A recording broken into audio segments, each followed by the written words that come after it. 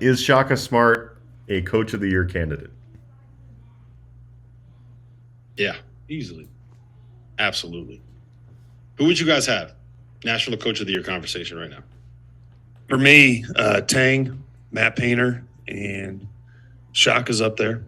Those three for me. Throw Payne, Shaka, Brownell. Sampson.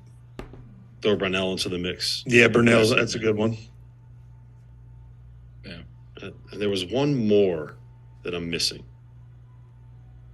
Brunell. Oh, Otzelberger, TJ at Iowa State. I think those are the guys. I think I probably would go Painter right now if I had to pick one guy. Just because you got two freshman guards. I'm gonna go. I would even say Brunell has to get more love than he's getting for a guy that came into this year like you better win or you're gone. And to have the year that they're having, knowing that you're not successful when your best player was hurt, like that missed the entire preseason, missed a couple of games early, and for them to be sitting where they're sitting right now, I think he has to get more consideration of it. You know, they're not as on a national level like Painter and Purdue, but he none of those coaches were coaching for their job, and he was. I think Burnell. I think RC's right. Burnell deserves more credit. Even Clemson, not many people have him really ranked or high. But I will say I like what Painter's done with Edey. I think Edey's really improved, probably the most improved player in college, and the way he's brought on those freshmen.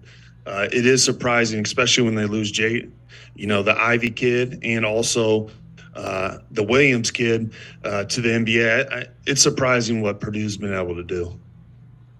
Yeah, and how good a shape. Like, Edey could play 35 minutes. How often do you see? I'm shocked that he's doing that. That was the one thing I didn't think he could do. I thought he was like on a pitch count, like a minute restriction type of deal because of his size and everything else. And he's blown all that out the window and is just the most dominant player in college basketball. Like, all right, I got to take for you guys. I said this on Tuesday. I think Bill Self needs to get more attention for National Coach of the Year conversation, Big 12 Coach of the Year conversation. Not over Tank. Well, the reason why I say that is we always assume that it's just like the team that doesn't have expectations and outperforms those expectations is always going to be the best coaching job, right? I think you can make an argument that given the fact that he doesn't have a low post presence, given the fact that he doesn't really have a point guard that's a scoring threat, given the fact that he has like 1.5 guys that can make perimeter shots, and given the fact that he basically doesn't have a bench, he kind of has to go with 5 guys, that he's found a way to more or less put themselves in a position where they're the best team in the Big 12 or one of the best teams in the Big 12. Like, that's so hard to do. Like, they're not where they are right now if Bill Self isn't scheming up a lot of that stuff and finding ways to kind of manufacture victories in those close games. They're so outperforming what they look like on paper, and I think a lot of that has to do with the guy on the sidelines.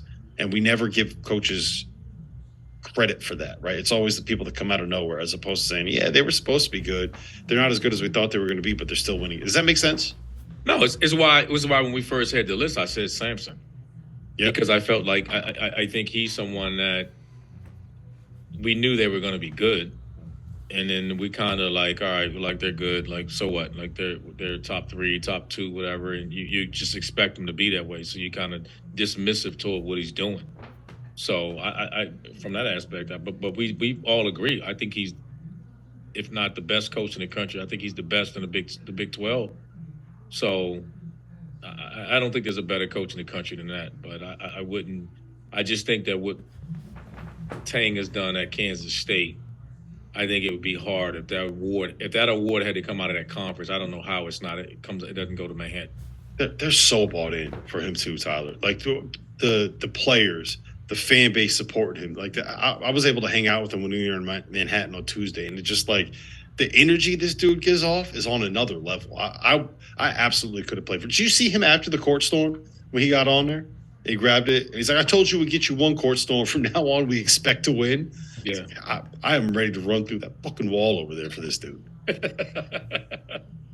Yeah, I think Tang's coach of the year in the Big 12 for sure.